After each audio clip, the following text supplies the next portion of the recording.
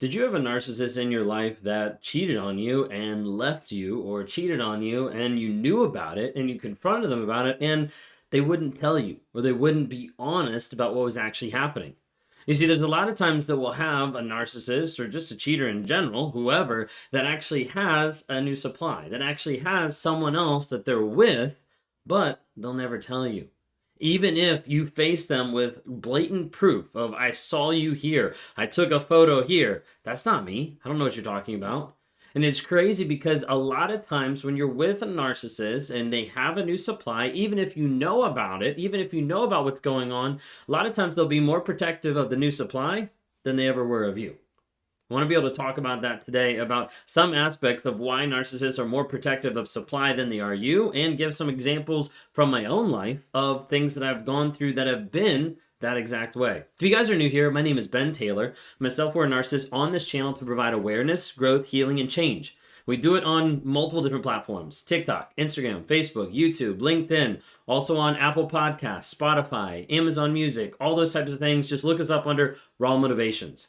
I'd like to ask you today, if you resonate with some of the videos or the podcasts that you've heard, share them with someone else. Because you never know, someone that you might share this with might be someone who is impacted with narcissism and has in one of those relationships, but doesn't really realize it. A lot of times we're finding each and every day people saying wow, I didn't realize, I felt like I was crazy because I was going through all this stuff, but I didn't actually realize what it actually was. Now I do.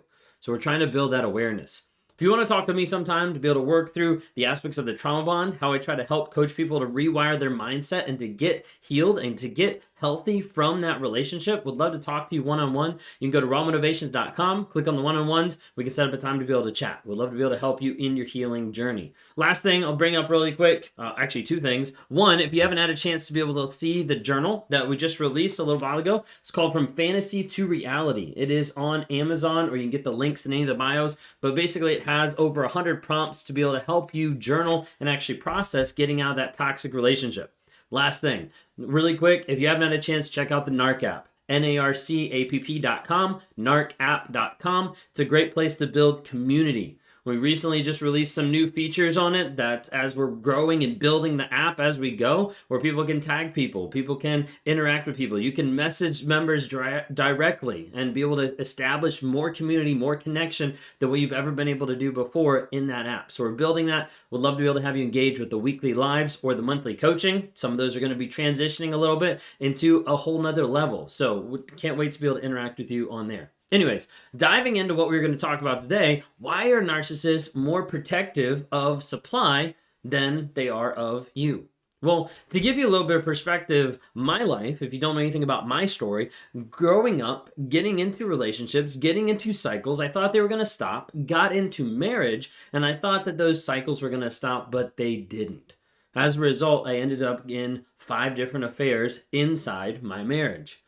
Each one was different. Each one was different interactions, different communications, all that kind of stuff. But pretty much each one was also very protective of that supply. So I want to talk about a couple things. We're going to drop a couple things. We'll move through protectiveness, supply, discard, and also a couple other aspects that I want to be able to touch base on. So one of the things is, a lot of times a narcissist is protective just to not get caught. Okay, I mean, that seems pretty simple, but when we're talking about cheating and affairs and things like that, a huge aspect of let me protect this other person is so that I don't get caught, so that she doesn't find out that I'm with this person, or she doesn't find out that I'm interacting with this person, and I want to be able to keep this person on the hook. I want to make sure that they know that they're mine. I want to make sure that I'm theirs, that kind of mindset. A lot of times we'll see a narcissist be protective because you want to keep the supply on the line. You want to show the next person, I care. So for me, it'd be hey, I want to know that you know that I care about you, because I want to make sure that I keep you in my supply category, my supply field, okay? And there's a lot of aspects of being protective because it shows that I care more for them than I did my wife. Now, I know a lot of those kind of commingle a little bit, and a lot of it kind of cuts across, but the idea is to be able to communicate and interact to a place that, one, the supply feels like they're way more cared for, that they are way more involved, that they're the right person, that they're the person to interact and to be with, But then also to be able to hide the aspect of, I need to make sure that no one else finds out about this, and I need to make sure that this person is elevated in a certain way. Oftentimes we'll see this in different aspects when it comes to a supply. Now, I mentioned before, like the narcissist will never tell you about that supply. A lot of times we'll have that. Not all the time. A lot of times we'll have it where the narcissist knows that you know that there's supply, but they will never tell you. Okay, and even when you face them with the facts of like, I saw you with this person, I have a photo of you with this person, I took a picture, I took a video when you're going this way. Like, even if you have the facts, they won't admit it.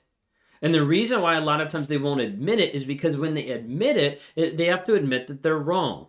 And that releases shame and guilt. And that's not something that as a narcissist, I want to be able to interact with. So a lot of times my wife would be like, I think you're cheating on me. Or I think I saw you do this. I'd be like, no, you didn't. Like, that didn't happen. Or I'd minimize it. You're being oversensitive. Like, why would you even think that? Of course I'm not cheating on you. Like, playing it down to make her think that she was the crazy one for even bringing up that concept. But at the same time, I was trying to be super protective about the stuff that's going on that side. The other aspect is a narcissist, like I said, a lot of times won't tell you that there's supply. Sometimes they will. Okay? So if everybody's like, my narcissist didn't tell, okay, sometimes they will, and sometimes they'll confess that supply in order to try to discard. Typically, we'll call it a reverse discard. When the narcissist is trying to get rid of you and hoping, hey, as I bring this up, they're going to get rid of me, then I don't look like the bad guy, and then I can move on. When this happened, in my relationship, it came to the place that I got to the place where I knew, hey, I need to confess this. I needed to be something that I got out of the way. But there was a big part of me in confessing the affairs that I was like, maybe if I confess, she'll get so upset that she'll leave and then I can do whatever I want.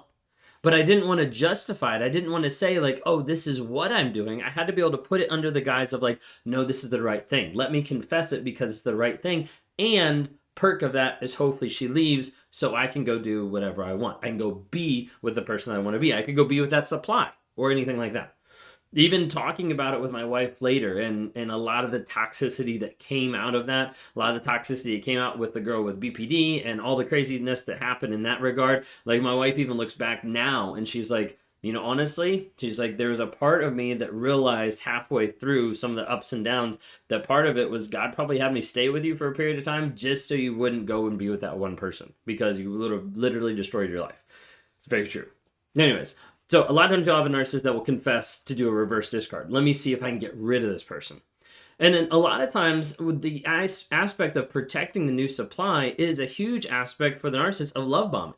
Because the love bombing from the narcissist to the new supply in the protective measure is like, oh, like I'm gonna take care of you. Like we're the best thing ever. Like we're gonna continue to be the best ever. So for me, I would love bomb the new supply. I would want to know like location to make sure that they're safe. I would want to know when they got home to make sure that everything was okay. Like all these aspects of like very like protective and like loving aspects that a lot of times people like view. But as a result, it's more or less the power of control over another person. And that love bombing would continue on until those supplies would get too clingy. Then it's time to kind of pull back. One other aspect that I want to highlight in my life and what I've seen in a lot of other people is where you have the narcissist that will drop everything to go help the supply while leaving everybody else to fend for themselves. This happened to me. Well, me happened to that, whatever it is. Okay, but this happened in my life. And there was an aspect that I was at home after a long day of work. I was at home, a wife, kid, dogs, everything, everybody's at home kind of a thing. I think it was like right after supper or something like that. And supply calls up and she's like, can't find the dog. Like, I don't know where the dog is. I'm freaking out about the dog. I was like, don't worry, we'll figure it out. Drop everything, leave my house and my family to go try to find her dog. Big aspect that you'll see a lot of times narcissists that have completely skewed priorities of their family, of their friends, of everything that's going on when it comes to that supply of dropping everything and being like, you no longer exist. Let me go take care of the supply that I want to be with or that I want to interact with. Now, a lot of times you'll have the narcissist that in the moment, all they're going to do is they're just going to fight for what they want. So that's why they're not protective of their families or of their kids or anything like that. They're only protective of the things that matter to them in that moment. So a supply matters because that's where I'm getting emotional, mental, physical supply from. So I got to protect that and keep that tight, while the rest of everybody else I don't really care about, because it's in the moment, and what I want is what I want in that moment. So the people that are going to give me what I want, that's where I need to go. Okay? All about the narcissist perspective is all about what I want and my needs. Narcissists will always use that to be like, you're not giving me my needs. That's a bunch of crap. But all I want and all my needs of what I need in that moment. So a lot of times you'll have a narcissist that will be super protective over one thing because it's feeding them. It's giving them supply. It's fulfilling their needs in those moments, and then they ignore everybody else. Hopefully that makes sense. That was like a quick overview, and I tried to be able to share some of my story and some bits and pieces. Let me know how some of that sounded, or if you'd like to hear more about some of that going into that. Last, I want to leave you with, because I've been trying to do that recently, you're not crazy, you're not alone, and you're not hopeless. Reach out for help.